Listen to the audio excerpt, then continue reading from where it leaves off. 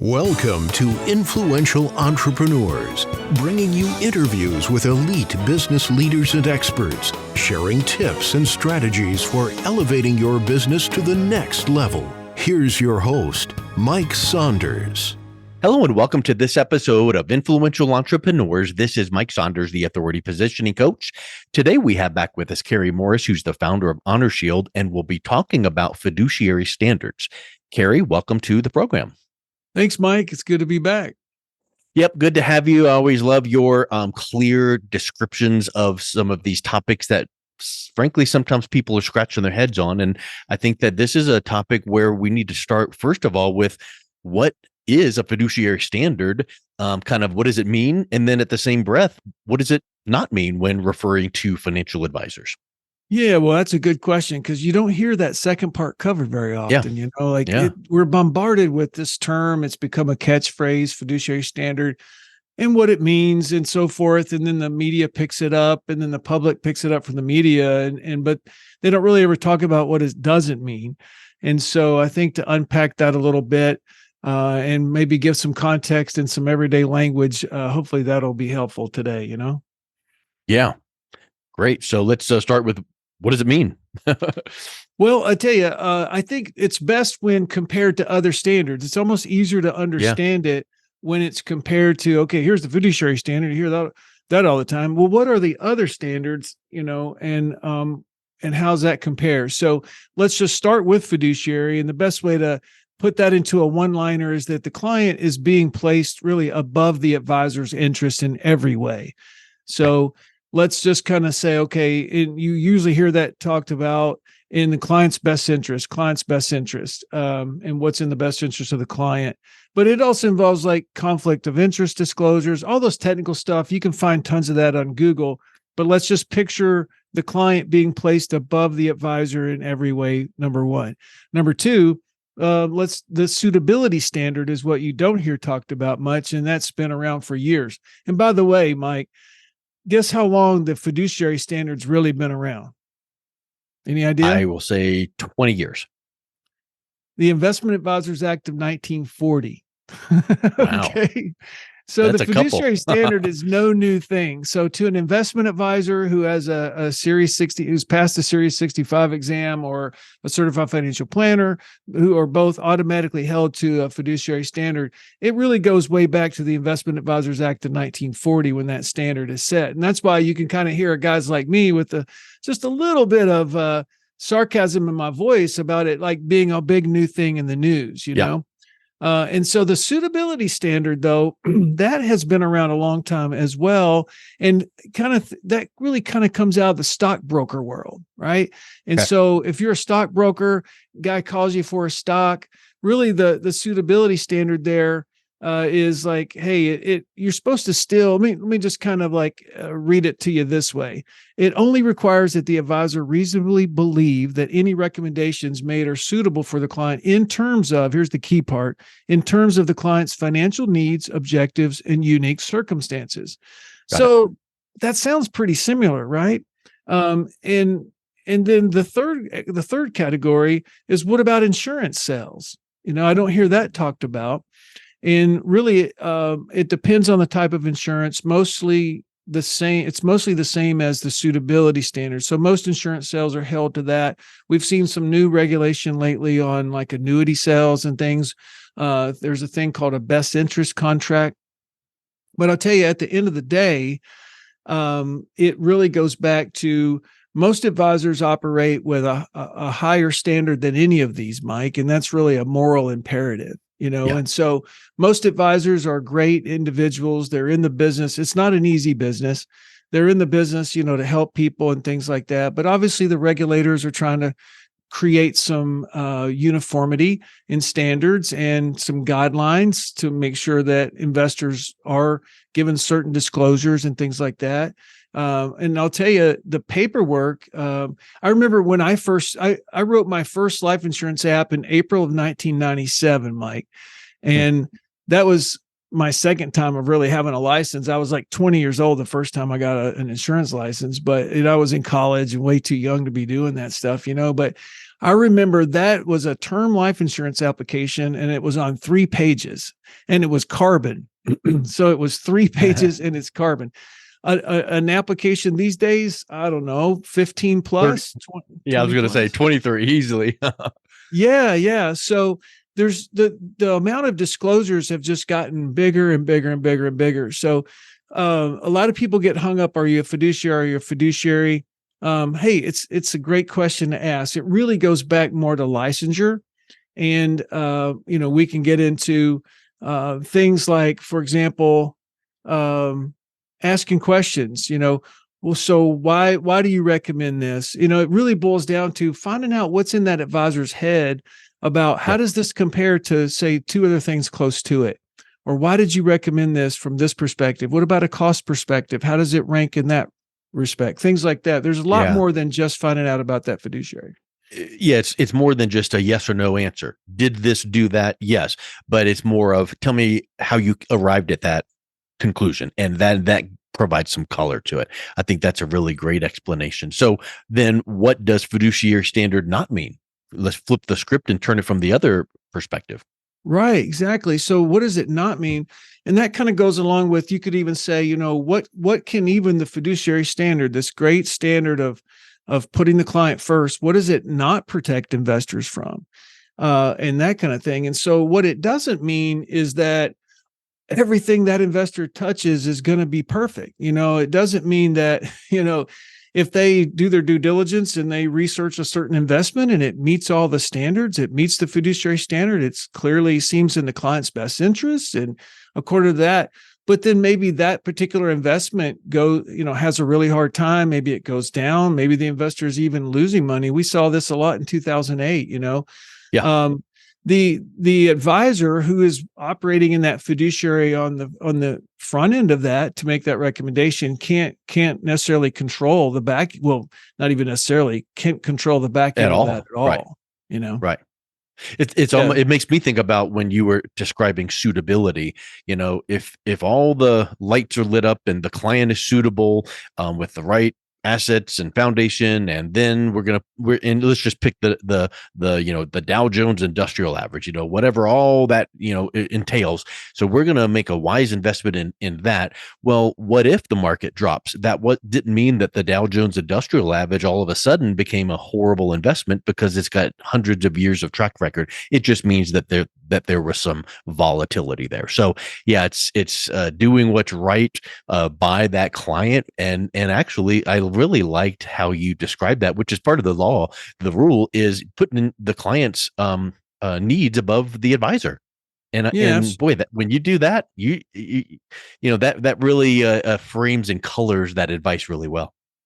Yeah, so you can put the client first. You can do all those, and then like you just mentioned with the Dow Jones, the advisor can't control the outcome. So in other words, that happened because there was a risk there from the beginning, right? Yeah. So as long as that risk is acknowledged and everybody understands, okay, here is this risk, and it's in paper, it's in the paperwork that the client signs, then there's not anything the advisor can do after that happens, because unless the advisor is not managing that actual investment itself, he or she is just simply making that recommendation. And so even, with the moral imperative and everything in that advisor's repertoire of being able to assess it, they're making the best recommendation they can. And so at the end of the day, the client has to assume some responsibility as well, obviously, for those decisions to invest in certain things, and so together you make a good team. And most of the time it works out just fine, but sometimes things are going to happen in the investment world, right? Yep, because we live in a world that change is inevitable. And you know what I think that probably does not go into fiduciary standard is, the empathy and care and intent of the advisor. When you've got that advisor you're working with that knows that you really are caring for them, then the fiduciary standard should, in my opinion, just be the starting point. It should just be, of course, I'm going to do all this, but let me just make sure that, and, I really care that you're getting the best. And so I think that it's just that mindset and mentality, and it's great that you can hold, that fiduciary standard out there. So you've done a really good job kind of coloring. What does it mean? What does it not mean? Let's just kind of finish up that thought process with, makes me think of other standards out there. How is it different than other standards out there? Because are there some standards that, you can comply with that don't go as deep as the fiduciary standard? Yeah, absolutely. For example, let's say you have a retiree who's looking for protection or some type of retirement product from an insurance company, and that's where the advisor is the representative of that product of that insurance company, so to speak. They don't necessarily need a fiduciary standard. Many are. So a lot of advisors like myself have an insurance license and maybe a securities license and other credentials. But really, that boils down to asking that insurance professional questions like, hey, what else? And that's where the best interest standard comes from, that we've heard some verbiage of around annuities lately, is like, what other similar insurance options has the advisor compared the two, and so you want to ask the advisor questions like, okay, are there what's a couple other products in this same type genre that do the same thing that you've looked at, and so why did you choose this one over that? Right. That's really good. And a lot of people, if maybe you only compared it in your personal notes before making the recommendation, if you only compared it to one or two other options, was that enough? Yeah, and a lot of times that is enough, and I'll tell you why. Because a lot of times what you're after to provide and what the client's after to get out of that product, there may be only 2 or 3 carriers really at the top of that game. So if it's an insurance professional who's working in a certain area all the time, they know who the top dog is. Yeah. They know where that most consumer friendly product is. It's always a good exercise to still check a couple other companies' numbers. But sometimes it really gets specific. I know, for example, with HonorShield, we're working in the longevity space, Mike, right? And so you have a lot of people. I mean, this from all the podcasts you've done. The boomers have saved most of their money in pre-tax or post-tax savings vehicles. I would say mostly pre. Exactly. IRAs, 401ks, right? Ever since 1978, 1980. So when you've got this whole generation coming into retirement and they've saved all this money in IRAs and so forth and so on, and then you want to find an efficient way to turn that into maybe longevity protection against how to pay for what we call the high cost of aging, or how to pay for, home health assisted living nursing home, then there's only a couple of ways to do that without having a big taxable event. Fortunately for us, they're really good carriers. So that's just an example of, a lot of these products aren't trying to be all things to all people. They're very specialized and so there's usually a handful of those in the marketplace. So, Kerry, playing the devil's advocate, I'm going to ask this question, like from the perspective of, that sounds all fine and good, but there's got to be some holes or cracks in the process.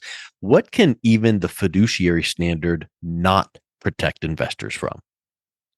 Yeah, so it can't protect investors from outcomes. I mean, the first thing that comes to my mind is it can't protect the outcomes of particular investments after they're researched and started. And if the client chooses to use them from the advisor's recommendation, and both the client and the advisor did everything they could to assess that on the front end, read all the disclosures, everything, and looked at the risk and said, okay, that's an acceptable risk for the outcome we're trying to achieve, then, just a regulatory standard of putting the client first is met in that scenario.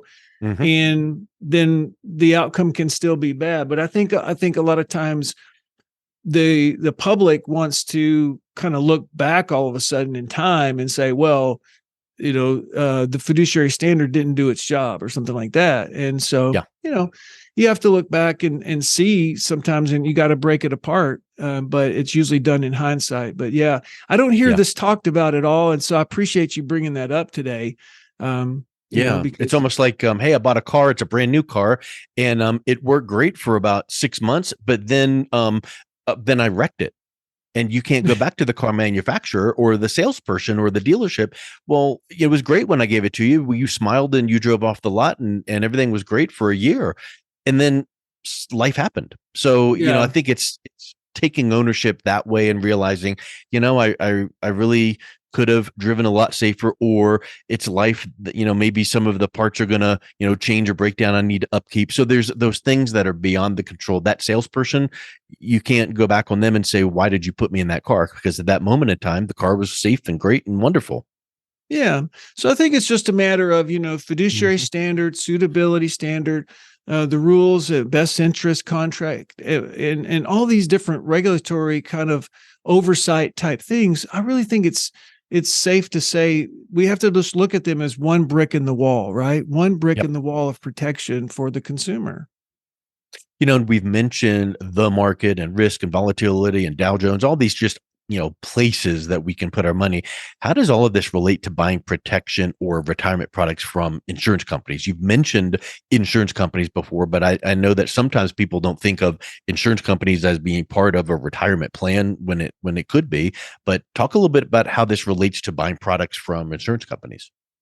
Right. And that's where I was referring to, and it's good to kind of go back over this again, is that um, insurance agents have their own standards that they have to abide by. But at the end of the day, they're appointed by insurance companies to distribute their products, right? And Hmm. if an insurance agent doesn't have any other licensure that requires them to be a fiduciary and so forth, it doesn't mean that they're still not acting in the best interest of the client. They just don't have the licensure that requires that. Because most of them that I know do act in that way. And so when retirees first kind of, especially talking about the 401k generation, retirees are realizing more and more that, what is insurance? It's a transfer of risk, right? So there's Hmm. certain parts of retirement when people realize, wow, I'm not contributing anymore. I don't really have a long, long time to recover. So retirees want more and more of the ability to transfer that risk, whether it's building a guaranteed income stream for later, or protection against some type of loss or peril, like we mentioned earlier, the high cost of aging. That's like we do at HonorShield, helping with those things. And so that's where it comes down to ask that advisor, what are, not that you're going to understand the jargon and hopefully they won't come back with a bunch of jargon, but say, hey, Yeah. in common sense terms, what are the two or three companies that you're looking at, or how many companies are you looking at in this space, that provide these things? And why did you choose this one over, say, the one next to it? Because, for a real professional who's working on that for a client, the client doesn't realize a lot of times how much research is actually done to look at the nuances of those contracts. So we refer to those, what some people call policies. I've always called contracts, because that's what they are. It's a Yeah. contractual relationship between you and the insurance company. And again, you're looking to either get a guaranteed outcome from that, or some type of transfer of risk and some type of reimbursement or remuneration if a certain thing happens, right? Because they're trying to create either lifetime income or keep you from having catastrophic loss in an area. Across the board, that's what insurance is. It's a transfer of risk. So make sure you ask all those questions. Ask, hey, what if this needs to? What happens if this needs to end early? But I'll tell you, a lot of people ask about commissions and things like that, right? And that's how the insurance industry has operated for hundreds Hmm. of years. It pays the agent a commission. What I've found, though, is that, doing this for 26 years, is that all of the products in a particular genre, a particular type of product, generally pay about the same. There's really not incentive in that world like you hear sometimes off the Wall Street world. There's really not incentive financially for agents in the situations I've seen to really write the product A over product B, that they would just do it for, every once in a while I'll see a carrier advertise a bonus on something or something like that. But for your regular advisor who's out there working every day to do the right thing for people, they don't pay that any mind. Uh, Yep. Because it's not so dramatically different that you're going to be pushing one product over the other. It's just, is this insurance product viable for the client? Again, circling back to, is it a fiduciary decision? Does that make sense for the client above the interest of the advisor? Yeah, exactly. And we can end this with the fact that this is confusing. Like it's tough being a consumer. You feel vulnerable. You're trying to figure out who to trust, who to work with. And so all these things kind of add up together. So the standards help, the questions help, but it also, always realize what area you're dealing with. Are you on the insurance side where you're looking for guarantees and things for insurance companies? Are you on the investment side where there's always certain risks to consider? Most you could make the statement that there's always some type of risk in everything, right? That's pretty fair. But in most of the insurance products, for example, you're only talking about if the insurance company goes out of business, that it would fail to be able to supply the guarantees that it's making. And that because of the way the system is regulated and controlled, very, very, very rarely do insurance companies ever go out of business. They normally are taken over by another company, et cetera, et cetera. Yeah. And that's for another day, maybe. But yeah, it's confusing. So I just want to express that we understand it is, and the client is bombarded sometimes with jargon that's unfamiliar, and so it's a group. It's kind of like a joint process. You have to work together to help a client get to the point where they understand the pros and cons of the different investments or insurance choices. Yeah. Well, it's been such a good conversation, Kerry, of you enlightening us on the depth of trust and transparency as it relates to fiduciary standards. So thank you so much for clarifying that. And if someone is interested in learning more about what you do and how you do it, what's the best way that they can reach out and connect with you? Yeah, just HonorShield.com. One word, HonorShield.com is best way you can reach me right from there. Excellent. Well, Kerry, thank you so much for coming back on. It's been a real pleasure talking with you. Hey, great to talk with you again, Mike. We'll see you next time. You've been listening to Influential Entrepreneurs with Mike Saunders. To learn more about the resources mentioned on today's show or listen to past episodes, visit www.influentialentrepreneursradio.com.